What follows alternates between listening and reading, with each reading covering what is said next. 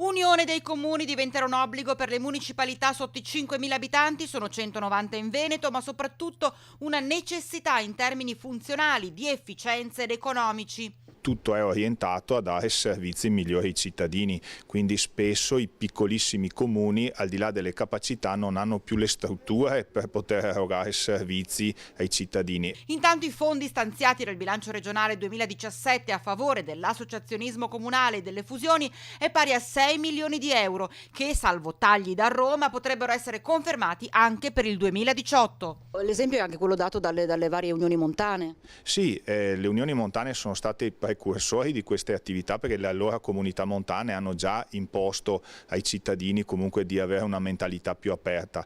Infatti le aree in cui ci sono le comunità montane e poi le unioni montane sono quelle aree in cui ci sono più servizi associati e dove maggiormente si ragiona di fusioni.